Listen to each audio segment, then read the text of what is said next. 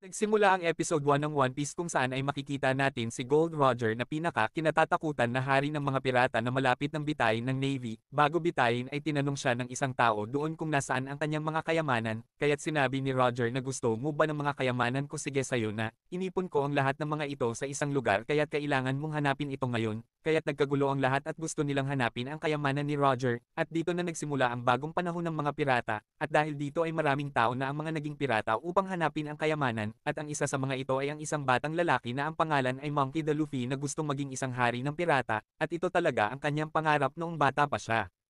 At ngayon ay nagsisimula na si Luffy ng kanyang pakikipagsapalaran na maglayag sa dagat gamit ang isang maliit na bangka at kasama niya ang isang ibon. Nagplano si Luffy na hanapin ang kanyang magiging mga crew at gusto niyang magkaroon ng 10 mga tauhan at isang ibon, ngunit biglang nagkatagas ang kanyang maliit na bangka at upang makaligtas ay pumasok siya sa isang barilas na kahoy, at pagkatapos ay nagpalutang-lutang siya sa dagat.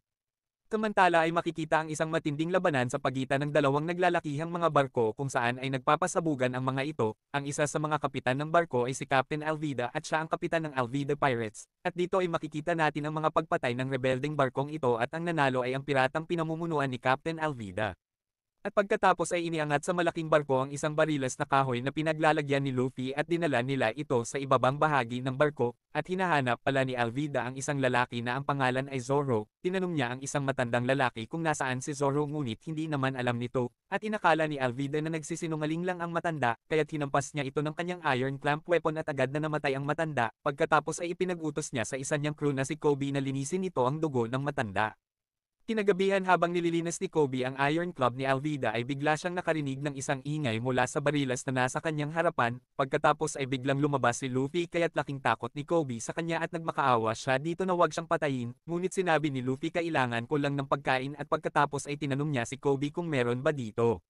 Sinabi ni Kobe na barko ito ni Captain Alvida at hindi ka basta makakakuha ng pagkain dito, ngunit hindi naman natatakot si Luffy at naghanap pa din siya ng pagkain doon.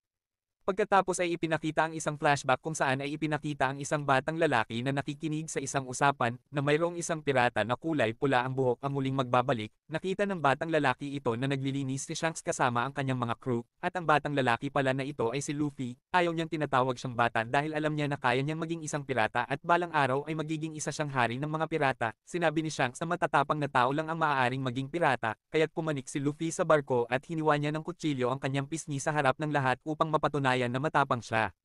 At sa kasalukuyan ay nag-usap sila ni Kobe at sinabi ni Kobe kung gaano siya pinahihirapan ni Alvida sa barko nito, ngunit sinabi ni Luffy na plano niya ang hanapin ang mga kayamanan ni Roger sa Grand Line. Pinayuhan siya ni Kobe na wag na siyang pumunta dahil napakadelikado doon at mayroon ding matataas na mga alon, ngunit dahil matapang si Luffy ay pinagtawanan lang siya nito. Pagkatapos ay nakarinig sila ng isang kakaibang tunog na tila isang halimaw, ngunit sinabi ni Kobe na ingay lang iyon ng paghihilik ni Alvida habang natutulog. At nang aalis na sila gamit ang isang maliit na bangka ay nahuli sila ni Alvida dahil sa nagawang ingay ni Luffy. Sinabi ni Luffy kay Captain Alvida at sa mga tauhan nito kung sino siya at sinabi din niya na magiging isang hari ako ng mga pirata, ngunit pinagtawanan lang siya ng lahat. Sinabi ni Alvida na sino ang pinakamalakas sa buong karagatan kaya't sabay-sabay na sumagot ang kanyang mga tauhan at sinabing si Captain Alvida. Ngunit sinabi ni Luffy na sabi ni Kobe ay isa ka daw masamang dugong kaya talagang nagalit si Alvida sa kanya. Pagkatapos ay binaril ng isang crew si Luffy ngunit tumalbog lang ang bala at hindi siya tinablan. Hinampas siya ni Alvida ng Iron Club nito kaya't naglaban silang dalawa. Gaya ng inaasahan ay ginamit ni Luffy ang kanyang signature move, ang kanyang Gomu Gomu pistol, kaya tumilapon si Alvida sa dagat, at pagkatapos ay isinama na niya si Kobe.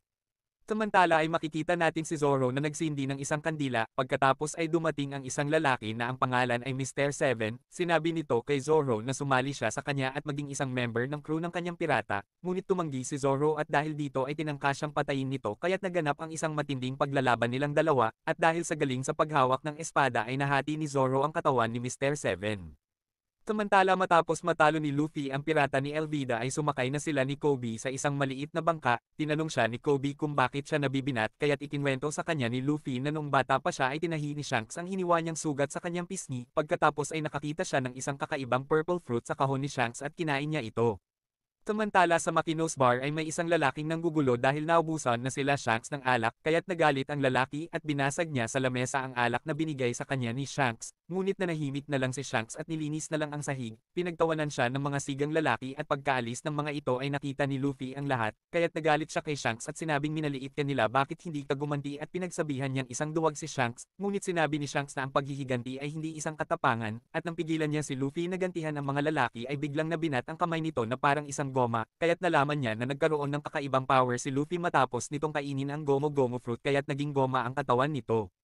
At sa kasalukuyan ay ipinakita ni Luffy kay Kobe ang kanyang power, pagkatapos ay tinanong ni Luffy si Kobe kung ano talaga ang gusto niyang maging. Sinabi ni Kobe na gusto niyang maging isang Navy kahit noong bata pa siya at sinabi niya na wala siyang kakayahan na tuparin ito, kaya't sinabi ni Luffy na tutulungan kita na maabot mo ang iyong pangarap na maging isang Navy. Pagkatapos ay nagplano sila na pumunta ng Grand Line at sinabi niya kay Kobe na kailangan nating makapunta sa pinakamalapit na Navy headquarters, at ang goal ni Luffy ay makuha ang mapa ng Grand Line at isali si Kobe sa Navy.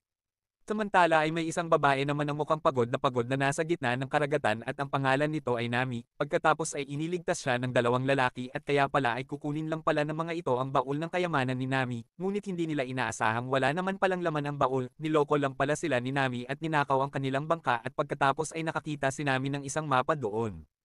Samantala ay nakarating na sila Luffy sa Shelltown, nakakita sila ng mga poster ng mga pinakakilalang mga pirata kaya't nagtanong si Luffy kung nasaan ang kanyang poster. Pagkatapos ay kumain sila sa isang malapit na restaurant at naroon din pala sila Zoro at Nami. Nilapitan ni Nami ang isang lalaking sundalo na parang may gusto siyang kunin dito. Pagkatapos ay binigyan si Zoro ng isang batang babae ng rice ball, ngunit nabunggo niya ang isang lalaki kaya't nahulog ito at tinapakan ito ng nagalit na lalaki. Pinagalitan niya ang batang babae ngunit kinain ni Zoro ang rice ball na tinapakan nito. Pinilit siya ni Zoro na humingi siya ng tawad sa batang babae ngunit minaliit siya ng mayabang na lalaki, at pagkatapos ay nagkaroon sila ng matinding labanan kasama ang mga tauhan ng lalaki. Samantala ay sinamantala naman ni Ami ang pagkakataon at hinila niya ang isang sundalo ng Navy upang kuhanin ang damit nito, at pagkatapos ay natalo na ni Zoro ang lahat ng mga sundalo. Sinabi ng lalaki na wag mo akong patayin at ibibigay ng ama ko ang kahit anong kailangan mo. Dinala siya ng lalaki sa ama nito na mayroong isang bakal na palakol sa kanyang kamay at ang pangalan nito ay Captain Morgan. Sinabi nito kay Zoro na maaari siyang maging isang sundalo ng kanyang Navy o itali siya sa isang poste sa loob ng 7 araw bilang kanyang parusa, ngunit pinili ni Zoro ang maitali sa isang poste kesa maging isang sundalo niya. At sa maliit na bangka ay hindi alam nila Luffy kung paano nila mapapasok ang Navy headquarters hanggang sa magkaroon ng isang ideya si Luffy. Samantala ay itinali si Zoro ng anak na lalaki ni Morgan at lumabas si Luffy mula sa ibaba at inaya niya si Zoro na sumali bilang isang tauhan ng kanyang pirata, ngunit tumanggi si Zoro sa kanya at kahit umayaw ito ay pinakawalan pa din siya ni Luffy, at makikitang pinasok din pala ni Nami ang headquarters. Sinubukang makalapit ni Luffy kay Zoro at tinanong niya ito kung bakit siya nahuli, ngunit sinabi ni Zoro na nagpahuli lang siya. Sinabi ni Luffy na may dahilan ka kung bakit ka nagpahuli at iyon ay dahil isa kang mabuting tao. Samantala ay nahuli naman si Nami ng sundalong ninakawan niya ng damit kanina. Nagawa siyang talunin ni Nami at narinig ito ni Luffy kaya't sinabi niya na hinahanap niya ang mapa ng Grand Line kaya't nagtulong ang dalawa upang hanapin ang mapa.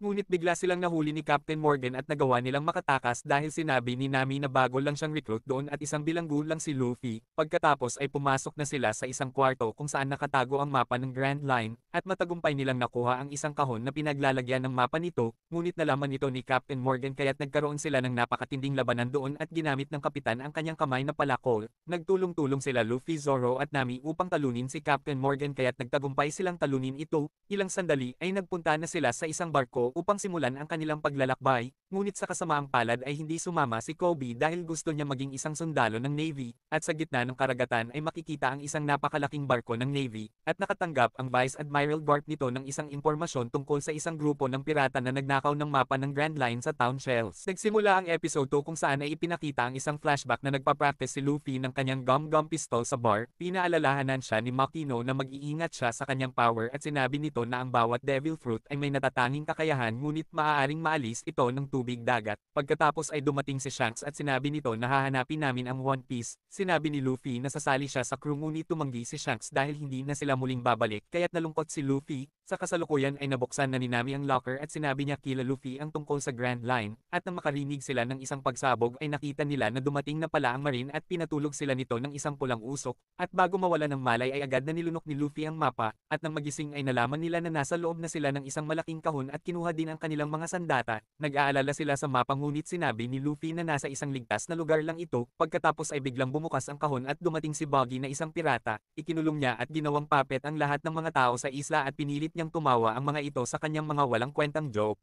Tinanong niya si Luffy tungkol sa mapa dahil gusto din niya maging isang hari ng mga pirata at kuhanin ang Grand Line map ngunit biglang inihagis pataas ni Nami ang balanggot ni Luffy, at kinuha ni Luffy ito sa pamamagitan ng pagbinat ng napakahaba ng kanyang isang kamay. Tumakas si Nami at laking gulat niya nang makita ang pagkawasak ng isla, pagkatapos ay agad siyang kinuha pabalik ng mga tauhan ni Buggy, at dahil ayaw nilang ibigay ang mapa ay sinabi ni Buggy sa kanyang mga tauhan na ilagay sila Nami sa Green Room, at sa Shells Town ay dumating na ang Vice Admiral na si Garp na nakahuli sa hari ng mga pirata na si Gold Roger. Nagyayabang si Morgan sa kanyang kapangyarihan ngunit alam naman ni Garp kung ano ang nangyari at hinanap din niya si Kobe na kanyang pinaghihinalaan, samantala ay itinali nila si Zoro sa isang board at iniligay nila sa hawla si Nami, ngunit nakita ni Nami ang isang stick na maaari niyang ipangbukas sa lock at naririnig din niya ang pagsigaw ni Luffy dahil tinotorture ito ni Buggy sa pamamagitan ng paghatak ng katawan nito. At kahit na nasasaktan na ay nakuha pa ding ngumiti ni Luffy, nakita ni Buggy ang kanyang balanggot at alam niya na kay Shanks ito, magkaibigan pala si Shanks at Buggy at sinabi niyang naiinggit ito sa kanya na hindi naman totoo, pagkatapos ay sinabi niya sa isang matanda na hatakin pa ng husto si Luffy hanggang sa magkapira-pira zone na ito, ngunit tumanggi ang matanda kaya't ginamit ni Buggy ang isang bata upang hatakin ang katawan at patayin. Sobrang nagalit si Luffy kaya't nang makawala ay ginamitan niya ng kanyang gum-gum pistol si Buggy at tumilapon ang ulo nito sa audience, ngunit muling bumalik ang ulong natanggal ni Buggy sa kanyang katawan, pagkatapos ay sinabi ni Buggy na kumain din siya ng devil fruit na chop-chop fruit at isang sandata ang kanyang katawan, pinatulog niya si Luffy sa pamamagitan ng pagpapausok niya ng pulang usok. Samantala habang pinipilit buksan ni Nami ang lock ay biglang dumating si Kabaji, at gusto nitong gumanti kay Zoro dahil si Zoro pala ang pumatay sa kanyang kapatid na lalaki kaya pinaglaruan niya ito at hinagisan ng kutsilyo. Samantala ay pinatawag ni Garp si Kobe at pinilit niya itong magsalita tungkol sa mga kaibigan nito, wala na siyang choice kaya't sinabi niya na hindi niya sinusuportahan ang mga pirata dahil pangarap talaga niya ang maging isang navy. Pagkatapos ay isang flashback ang ipinakita kung saan ay muling bumalik ang lalaking nanggugulo sa bar, nagalit sa kanya si Luffy at pinalayas niya ito ngunit binitbit siya sa leeg ng lalaki, pagkatapos ay biglang dumating si Shanks at binubog nila ang mga ito dahil ayaw niyang sinasaktan ang kanyang mga kaibigan, pagkatapos matalo ang mga sigang lalaki ay hindi na nila makita si Luffy. At sa kasalukuyan ay nagising si Luffy na nasa loob siya ng isang tangke na may tumutulong tubig dagat, takot sa tubig dagat si Luffy dahil nawawala ang kanyang kapangyarihan, kaya't ginamit ni Buggy ang kahinaan niyang ito upang makuha ang mapa. Sinabi ni Buggy na walang darating na kaibigan na magliligtas sa kanya kaya't ibigay na niya ang mapa, at kung ibibigay ni Luffy ay gagawin niya itong bilang kanyang tagasilbi, ngunit tumanggi sa kanya si Luffy kaya't nilakasan na ni Buggy ang tubig ng tangke kaya't umabot na ang tubig sa leeg ni Luffy. At sa flashback ay kinuha pala ng sigang lalaki si Luffy at dinala niya ito sa gitna ng dagat, at sinabi nito na wala nang tutulong sayo, ngunit biglang itinaob ng isang halimaw ang kanilang bangka kaya't agad na lumubog si Luffy ngunit iniligtas siya ni Shanks. Pagkakain ng halimaw sa lalaking siga ay humarap sa kanila ang halimaw ngunit hindi natakot si Shanks at pinaalis niya ito. Pagkaalis ng halimaw ay inakap siya ni Luffy at nakita niya na naputol ang isang kamay ni Shanks nang dahil sa kanya. Samantala ay nasa board pa din si Zoro at pinatamaan siya ng kutsilyo ni Kabaji, at sa kabutihan palad ay nabuksan na ni Nami ang lock kaya't sinipa niya si Kabaji at sinakal ito ni Zoro, at habang nalulunod na si Luffy ay inihagis ni Nami ang kanyang stick sa salamin ng tangke kaya't nabasag ito, pagkatapos ay chinap-chap ni Zoro ang katawan ni Buggy ngunit muli na namang nabuo ang katawan ng clown. Ginamit ni Buggy ang mga piraso ng kanyang katawan bilang sandatang panlaban sa dalawa, pagkatapos ay ginamitan siya ng gum-gum pistol ni Luffy kaya't nabutas ang katawan nito ngunit muli na namang bumalik ito. Nakita ni Luffy ang mga kahon sa paligid kaya't sinabi niya kila Nami na ilagay ang mga piraso ng katawan ni Buggy sa kahon, kaya't ulo, paa at kamay na lang ang natira kay Buggy. Pagkatapos ay muli siyang ginamitan ni Luffy ng kanyang gum-gum pistol kaya tumilapon ito ng napakalayo. Bago umalis ay hindi niya kinalimutang palayain ang mga taong ikinadena ni Buggy doon, at inakala ng mga ito na gagawin din silang bilanggo ni Luffy ngunit sinabi ni Luffy na kakaiba siya sa mga pirata at wala siyang hininging anumang kapalit. Samantala ay inannounce ni Garp na wawasakin na niya ang pangarap ng mga pirata na gustong pumunta sa Grand Line at tutulungan siya ni Kobe sa kanyang paglalayag. Iginapos din niya si Morgan dahil hindi nagawa nito ang kanyang duty. Binigyan ng mga taga-isla ng ilang tinapay sila Luffy bilang pasasalamat sa kanila, ngunit kumuha lang ng isang piraso si Luffy dahil alam niya na mas higit na kailangan ng mga ito ang pagkain. At sa nakaraan ay ibinigay ni Shanks ang kanyang balanggot kay Luffy at sinabi niya na ito ang aking buong mundo, at ibalik mo na lang sa akin ito pag naging isa ka ng hari ng mga pirata, at naiyak siya nang magpaalam na sa kanya si Shanks. Nabutas ang pinakamamahal niyang balanggot sa paglalaban nila ni Buggy kaya tinahi ito ni Nami dahil alam niya na isang kayamanan ito ni Luffy, pagkatapos ay may tinawagan si Nami sa isang kwarto at sinabi niya na ako ito at pwede mo nang sabihin sa kanya na nasa akin na ang mapa. Nagsimula ang episode 3 sa isang nakaraan sa Syrup Village kung saan ay pinatunog ni Usopp ang isang kampana upang ipaalam na paparating na ang mga pirata ngunit wala namang naniniwala sa kanya. Samantala ay nag-leak naman ang bangka nila Luffy, ibig sabihin na kailangan nilang makakuha kaagad ng isang bagong bangka. Nag-aalala si Nami sa kanyang telepono na nabasa, at upang makakuha sila ng bangka ay nagpasya sila na pumunta ng Syrup Village na kilala sa paggawa ng mga bangka. Samantala sa barko nila Garp ay nagkamali naman ng pagkakatali ang anak ni Morgan kaya't inayos ito ni Kobe, ngunit pinagalitan siya ng anak ni Morgan dahil mas magaling at matalino siya dito, pagkatapos ay pinuri ni Garp si Kobe dahil sa kanyang galing sa pagtatali. Nakarating na sila Luffy sa Syrup Village kung saan ay idinidikit ang mga poster ng mga kriminal sa mga pader at isa dito ay si Buggy, samantala ay nakabalik na si Buggy at nakuha na niya ang mga bahagi ng kanyang katawan, pagkatapos ay dumating ang isang tauhan ni Arlong na gustong makipagkita sa kanya at nang tumanggi si Buggy ay bigla siyang sinuntok nito.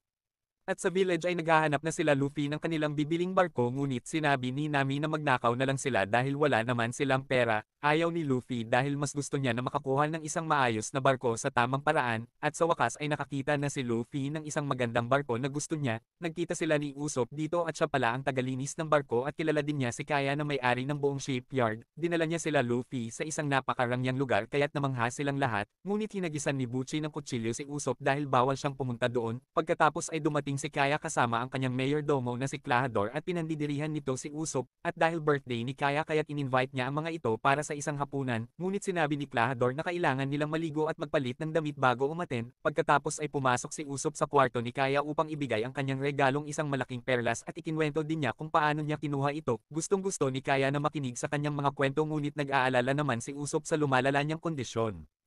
At makikitang nagsusukat ng mga damit sila Luffy sa isang kwarto kung saan ay napagtanto ni Zoro na parang nakita na pala niya dati si Klahadore, samantala ay binigyan ni Klahadore ng isang blue tea si Kaya. Inakala ni Kaya na isa itong gamot dahil bumubuti ang kanyang pakiramdam sa tuwing iniinom niya ito. Ipinagkatiwala niya ang lahat kay Klahadore dahil ito na ang nag-aalaga sa kanya mula nang mamatay ang kanyang mga magulang, at sa kusina ay naghahanda sila Butchie at Sham ng kakaibang soup, at nang titikman na ito ni Butchie ay pinagbawalan siya ni Sham na parang may ginawa silang kakaiba sa soup. Samantala ay naglalaro si Garp at Kobe sa kwarto, ngunit natalo si Kobe dahil patuloy niyang iniisip ang manalo ngunit nang mag-set ng oras si Garp ay palagi nang nananalo si Kobe. Samantala ay nag-umpisa na ang birthday party kung saan ay naging interesado si Nami kay Mary na may kinalaman sa mga ari-arian ni Kaya. Pagkatapos ay dumating na si Kaya at gusto ni Mary na pag-usapan nila ni Kaya ang paglipat ng pagmamay-ari ng shipyard, ngunit hindi sila pinayagan ni Klahadore at sinabing mag-enjoy na lang muna sila sa selebrasyon. Pagkatapos ay ibinigay na ni Butchie ang inihanda nilang soup para kay Kaya. Nakipagpustahan si Luffy kay Nami na kukumbinsihin niya si Kaya na ibigay na lang ng libre ang barko, at kung hindi papayag si Kaya ay gagawin nila ang plano ni Nami na magnakaw na lang ng barko. At sa birthday ay masayang nag-dinner ang lahat at in-announce ni Luffy na isa siyang pirata at interesado siyang bilhin ang barko ni Kaya dahil pangarap niya ang maging isang hari ng mga pirata, ngunit habang kinukumbinse niya si Kaya ay bigla silang pinalayas at sinisi ni Klahadore dahil biglang sumama ang pakiramdam nito, ngunit sinabi ni Kaya na gabi na kaya dito na kayo sa bahay magpalipes ng gabi. Samantala ay dumating sa kwarto ni Garp si Helmeppo at sinabi nito na nakita nila ang isang inabandonang bangka, kaya't pinapunte niya si Kobe sa Syrup Village upang hanapin ang mga pirata, at dahil dito ay nainggit si Helmeppo kay Kobe.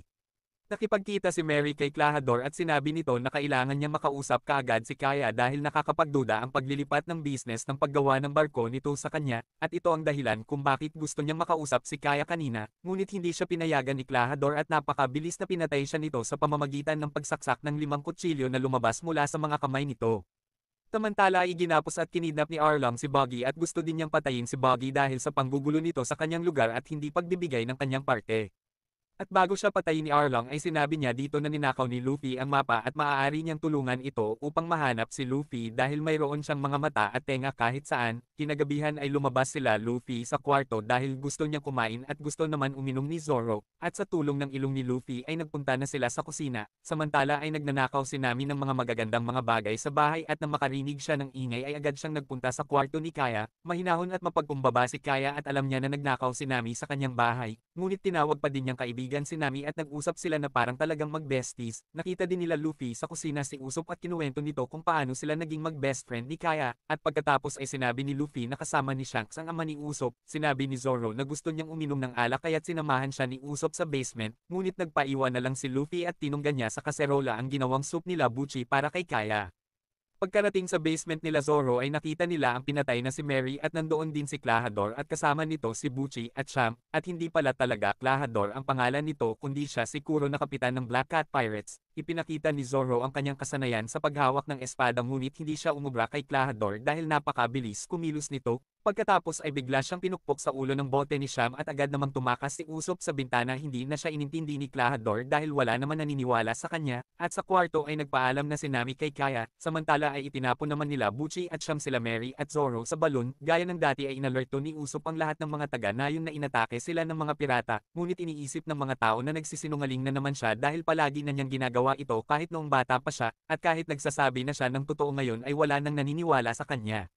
Pagkatapos ay naalala niya nang isumbong siya ng isang matanda sa kanyang may sakit na ina. Sinabi ng kanyang ina na huwag mong sinasabi sa mga tao na paparating na ang mga pirata. Sinabi ni Usopp na paparating na talaga sila at kasama nila si Papa, at pag dumating na siya ay magiging maayos na ang pakiramdam mo, at pagkatapos ay namatay na ang kanyang ina, at sa kasalukuyan ay sinabi niya na narito na ang mga pirata ngunit wala namang naniniwala sa akin, ngunit biglang dumating si Kobe at sinabi nito na naniniwala ako sa'yo. Simula ang episode 4 kung saan ay nagising na si Zoro at nalaman niya na nasa ilalim siya ng isang balon. Ginamit niya ang alaala ni Queen na laging tumatalo sa kanya noon sa kanilang training. Ipinakitang sumuko na si Zoro dahil hindi niya matalo si Queen, ngunit sinabi nito na magiging magaling din siya pagdating ng araw, at nangako sila sa isa't isa na maging isang pinakamagaling na humawak ng espada sa buong mundo, ngunit namatay sa aksidente si Queen, at ginamit niya ang pangakong ito upang magawa niya makaahon sa napakalalim na balon. Samantala ay hinahanap na ni Kobe ang mga pirata na nasa isla na sila Luffy at Kuro. Hindi alam ni Usopp kung ano talaga ang pakay nila Kobe na hulihin sila Luffy kaya't sinamahan niya sa mansyon ang mga marine. Bagsak pa din si Luffy dahil sa inubos niyang soup na may lason. Nakita siya ni Nami at tinangka niyang buhatin ito, ngunit nang marinig niya na may paparating ay kaagad siyang nagtago sa cabinet ng mga kawali. Pagkatapos ay dumating sila Buchi at Sham na nagtatalo tungkol sa inilagay nilang lason sa soup ni Kaya. Tinanong sila ni Klahadore kung bakit nakabagsak sa lamesa si Luffy. Sinabi ni Buchi na inubos ni Luffy ang isang kaserolang soup na may lason. Lingid sa kanila ay narinig ni Nami ang lahat ng kanilang mga pinag-uusapan.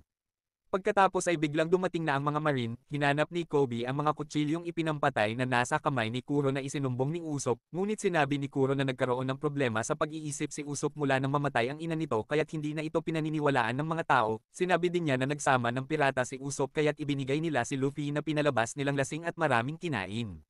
Samantala ay pinupok ng kawali ni Nami si Sham kaya't narinig ni Kobe ito. Pagkatapos ay agad nagpunta si Usopp sa kwarto ni Kaya upang balaan ito sa totoong pakay ni Kuro at ang pagpatay nito kay Mary, ngunit hindi siya pinaniwalaan at sinampal siya ni Kaya at sinabing hindi ako nakikipagbiroan, ngunit nanindigan si Usopp at sinabing hindi ako aalis hanggat hindi ka siguradong ligtas. Samantala pagkaalis ng mga marine ay inutusan ni Kuro si Buchi na ibaba na ang security ng buong mansyon upang makulong at patayin sila Kaya. Pagkatapos ay sinabi ni Nami ang lahat ng kanyang narinig kay Kaya na nilalason siya unti-unti ng mga pirata upang makamkam ang kanyang mga kayamanan, kaya't naniwala na si Kaya sa kanya at dumaan sila sa isang lihim na daanan sa likod ng pader. Ngunit nag-uubo si Kaya kaya't narinig siya ni Kuro at sinaksak nito ng ilang beses ang pader at sinundan sila nito. Samantala ay biglang sumuka si Luffy ng napakaraming blue soap kaya't bumalik na ang kanyang malay. Sinabi niya kay Kobe na kailangan niyang bumalik dahil papatayin ni Kuro si Kaya, ngunit tinutukan siya ng baril ni Helmeppo upang hindi makatakas. Pagkatapos ay biglang sinuntok ni Zoro si Helmeppo at umalis na sila ni Luffy. Pagkarating nila sa mansyon ay hinanap nila si Kuro, at nang mahuli ni Kuro sila Kaya at Nami ay tiniredor ni Usopp si Kuro kaya't inatake siya nito. Samantala ay nakikipaglaban naman si Zoro kila Buchi at Sham. At nang papatayin na ni Kuro si Kaya ay biglang pinigilan siya ng humabang kamay ni Luffy. Pinaglaruan niya si Luffy sa pamamagitan ng pagkilos nito ng mabilis at hiniwa niya ito sa dibdib, ngunit ginamitan siya ng gum-gum pistol sa pamamagitan ng ulo ni Luffy kaya tumilapo ng napakalakas si Kuro palabas ng bintana, at napabagsak na din ni Zoro si Buchi at Sham.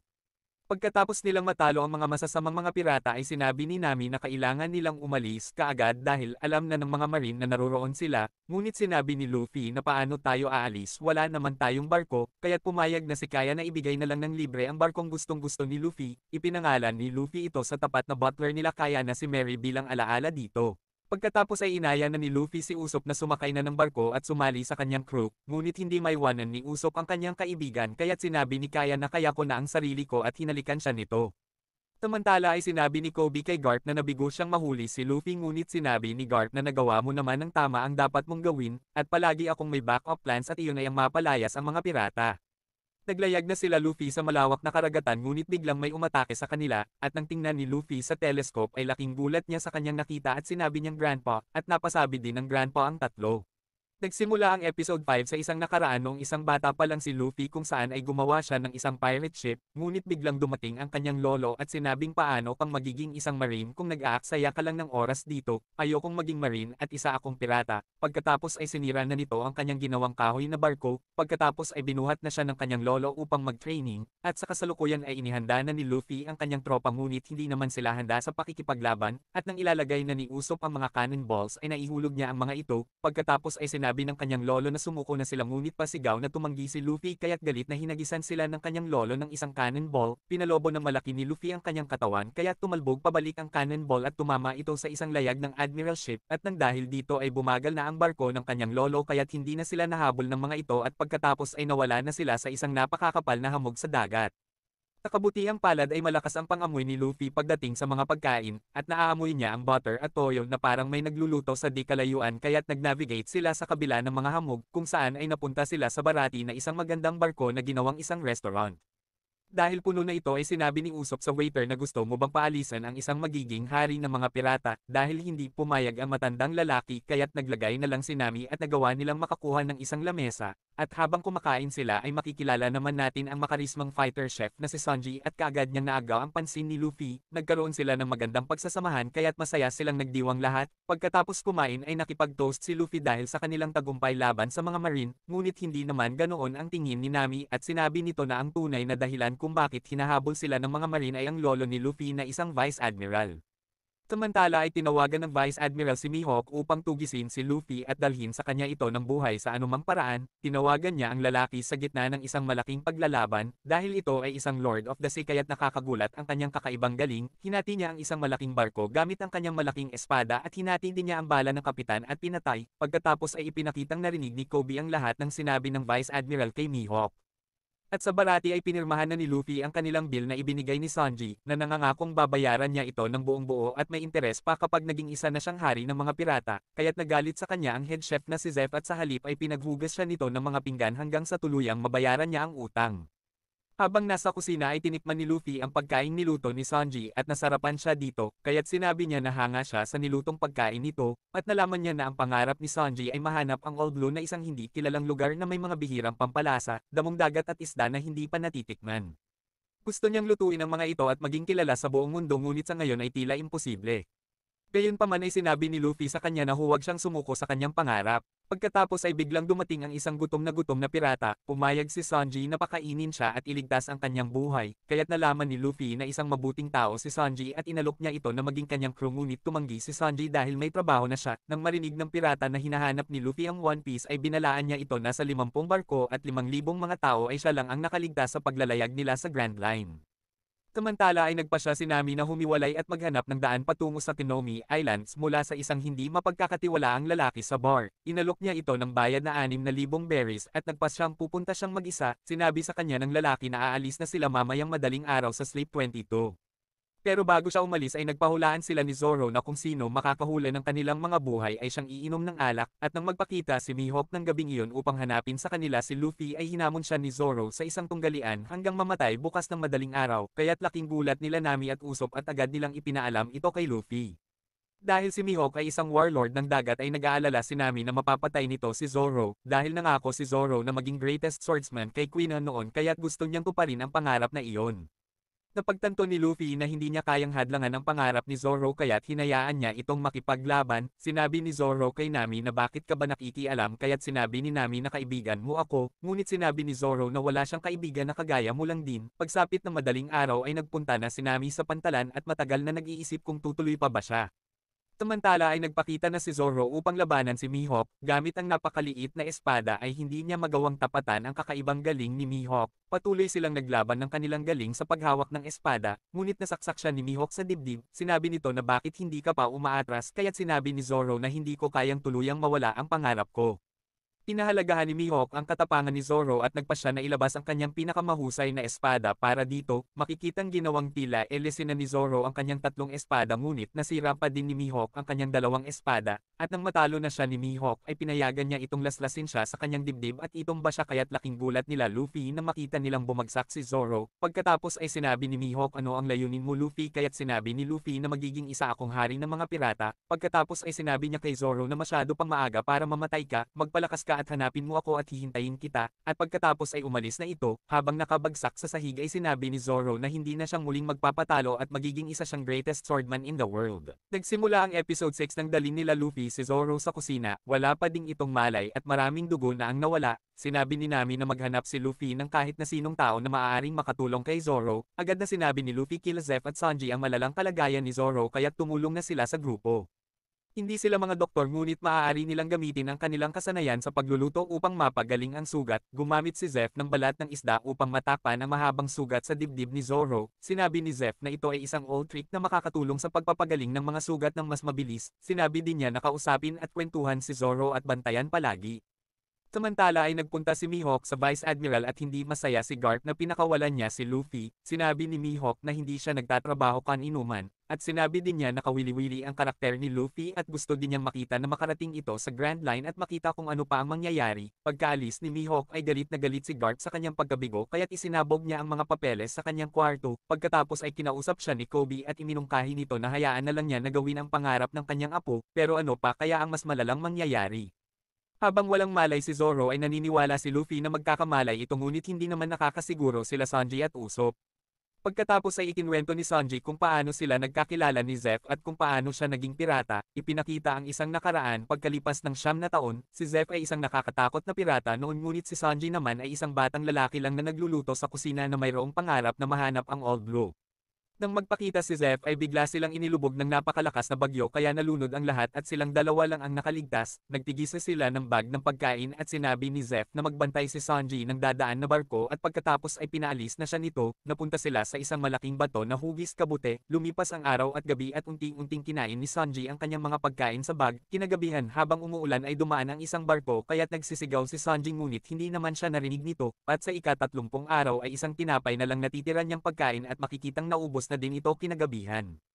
At sa ika-70 days ay talagang nakaranas na siya ng sobrang gutom at panghihina kaya't kinuha niya ang kutsilyo at nagpasya na siyang kunin ang pagkain kay Zeph upang hindi siya mamatay, ngunit wala pala talagang lamang pagkain ang bag ni Zeph at kayamanan lang ang laman nito, ibinigay niya ang lahat ng pagkain kay Sanji at kinain na lang niya ang sarili niyang paa upang mabuhay dahil mamamatay na siya doon kaya't mas minabuti niyang si Sanji ang mabuhay upang maipagpatuloy nito ang pangarap na mahanap ang Old Blue, at hinahanap din pala niya ito sa kanyang buong buhay at pareho sila ng pangarap ng bata.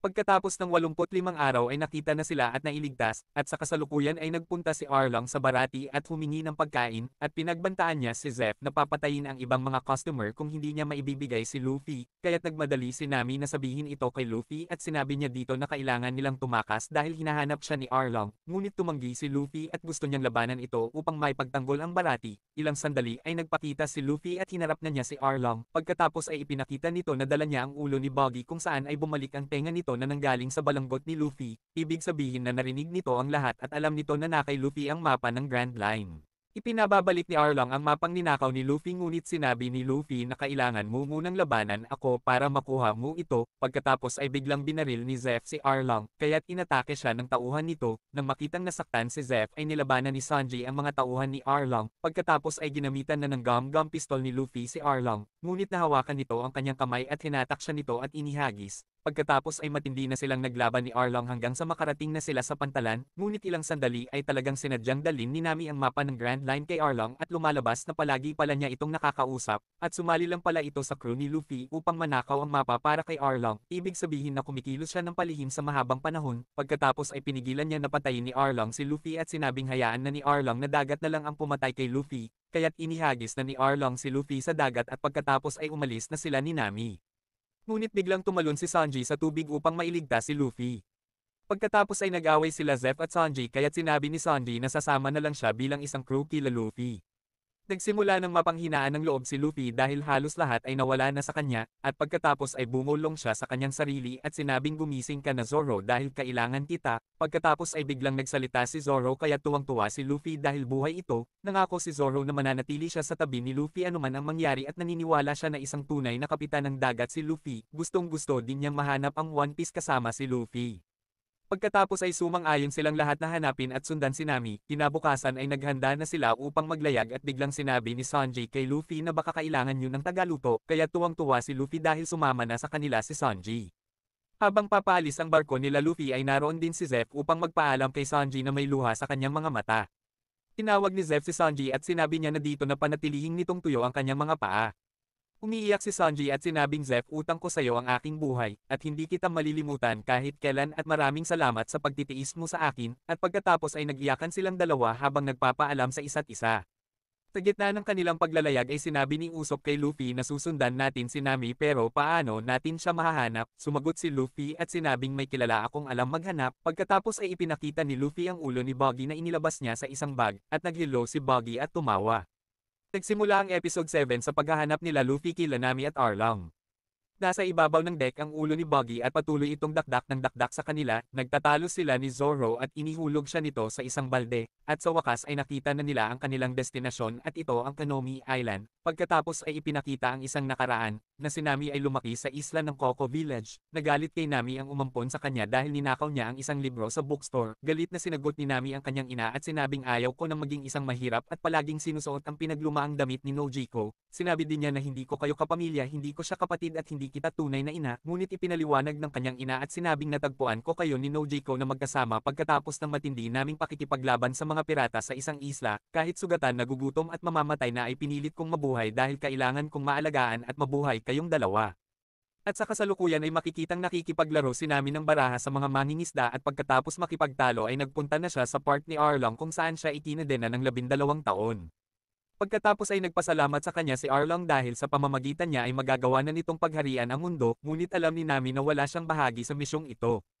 At kailangan lang tuparin ni Arlong ang ipinangako nito sa kanya. Tinabi ni Arlong na kuhanin ni Nami ang tribute payment ng Coco Village ngunit tumanggi siyang maningil doon, at talagang sinadya ni Arlong na papuntahin si Nami doon upang pahirapan siya. Dahil ang nayon na iyon ay ang nayon nila Nami. Dumating si Garp sa Barate kasama ang iba pang mga marine, hindi pumunta si Garp dito upang hulihin si Zeff dahil huminto na ito sa pagiging isang masamang pirata, at nagpunta lang si Garp upang tanungin ang kanyang apo na si Luffy, ngunit nagkunwaring walang alam si Zeff tungkol kay Luffy kaya't inalok na lang niya itong kumain. Samantala ay nakarating na sila Luffy sa Coco Village at hindi nila alam na nandoon din pala si Nami.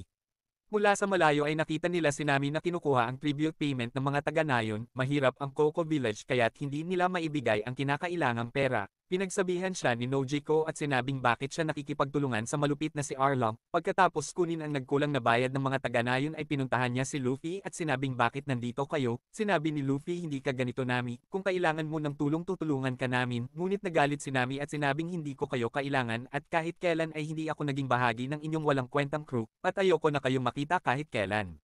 Gayunpaman ay kitang-kita sa kanyang mukha na masakit sa kanya na sabihin ito kila Luffy, nawalan na ng pag-asa sila Zoro at Usopp kay Nami ngunit alam nila Luffy at Sanji na parang may itinatago ito, upang malaman ang tunay na dahilan ay kinausap ni Luffy si Officer Genzo, ang tumanggap ng libro mula kay Nami noon. Tinabi nito na kausapin nila si Nojiko na nakatira sa taniman ng mga tangerine. Pagdating nila sa bahay ni Nojiko ay sinabi ni Luffy na kaibigan at isang crew niya si Nami at gusto nilang tulungan ito. Sa kabila ng pagtutok ng baril sa kanila ni Nojiko ay talagang si Sanji lang ang nakakumbinse sa kanya, na bilang kapalit ng kanyang oras at impormasyon ay ipagluluto siya nito ng masarap na pagkain. Kinagabihan ay dinala na ni Nami ang nakuhang bayad kay Arlong at gusto niyang ipakiusap ang nagkulang na ibinayad ng Coco Village, ngunit biglang dumating si Captain Nazumi kasama ang mga mari, at itinatago nito ang kanyang masamang gawain sa pamamagitan ng pangungurakot ng pera. Sa ngayon ay marami nang nagagawang masasamang mga bagay si Arlong kaya't nanghihingi si Nazumi ng karagdagang lagay, kaya't inaya siya ni Arlong na pag-usapan na lang sa loob at pinasama din niya si Nami.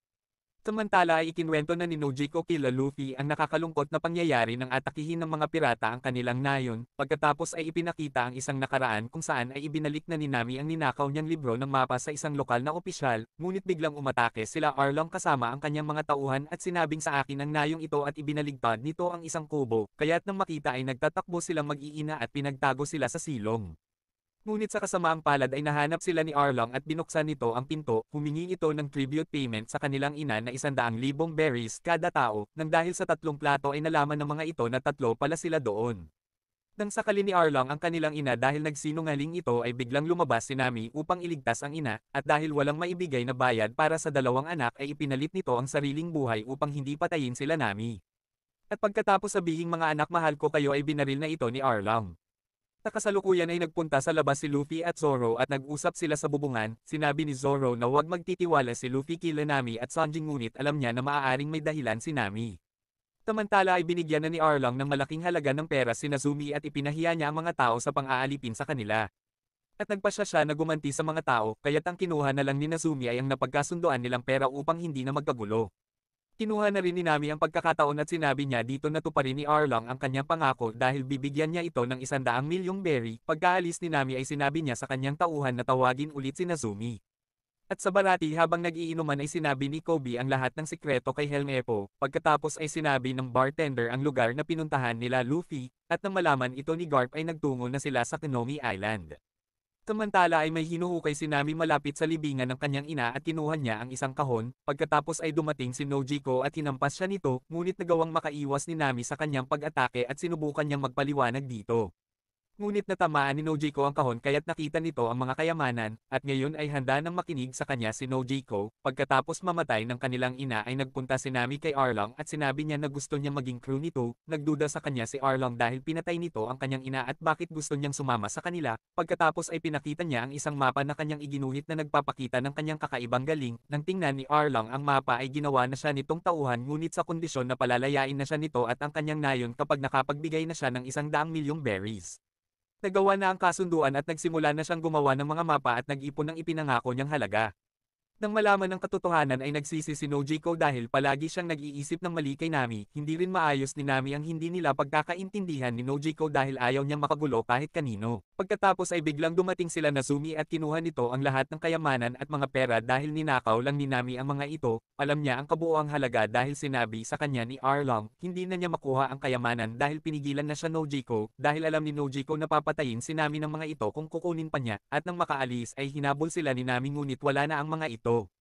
At dahil sa matinding galit ay sinaksak ni Nami ng ilang ulit ang kanyang braso na tinatuhan ng tauhan ni Arlong, ngunit bigla siyang pinigilan ni Luffy at nakita nito ang kanyang kaawa-awang kalagayan. Umiiyak na sinabi ni Nami na Luffy, tulungan mo ako, kaya't inilagay ni Luffy ang kanyang balanggot kay Nami at may paghihiganting sumigaw at sinabing oo, tutulungan kita at gagawin ko. Pagkatapos ay napaiyak na si Nami at nagpasya na si Luffy na hindi na siya magpapakita ng awa kay Arlong. Samantala ay nakita ni Sanji na nasusunog na ang Coco Village dahil inatake na ito nila Arlong. Nagsimula ang episode 8 kung saan ay makikita ang batang si Nami na tinitiis ang sakit ng pagtatato sa kanya.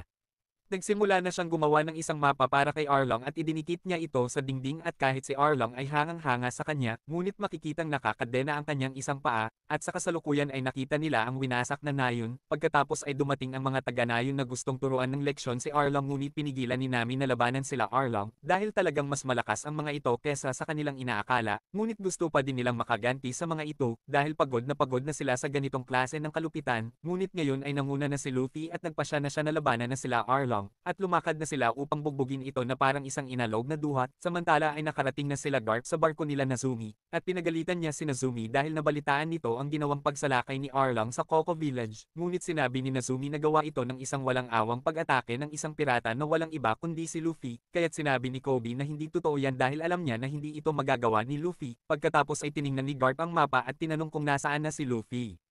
Samantala ay inatake na nila Luffy ang part ni Arlong, nilabanan nila Zoro at Sanji ang mga tauhan nito, ginamit ni Zoro ang kanyang espada upang mapabagsak ang mga ito, samantala ay ginamit ni Sanji ang kanyang kakayahan sa pakikipaglaban, samantala ay nagtatakbo naman sila Nami at Luffy papunta sa kwarto ng mga mapa. Pagkarating nila doon ay nakita ni Luffy ang kadenang bakal, kaya't sinabi ni Nami na ito ang kanyang kadena at hinanap din niya ang mapa. Pagkatapos ay dumating si Arlong na dala ang kanyang malaking sandata, samantala ay hinabol si Usopp ng isang tauhan ni Arlong at gusto siyang patayin nito. Uminom ito ng alak at ginamit niya ito upang patamaan si Usopp kaya agad na nagtago si Usopp sa likod ng punong nabuwal, samantala habang nakikipaglaban ay naglolokohan naman sila Sanji at Zoro. Pagkatapos ay inakusahan ni Arlong si Nami na niloko siya nito, ngunit ang katotohanan ay si Arlong talaga ang nanloko dahil siya ang nagpapunta kay Nazumi kay Nami. Pinagtawanan siya ni Arlong at inamin niya ito. Gusto ni Arlong na tapusin silang dalawa dahil alam nila na plano niyang pamunuan ang buong mundo sa pamamagitan ng mapa ng Grand Line.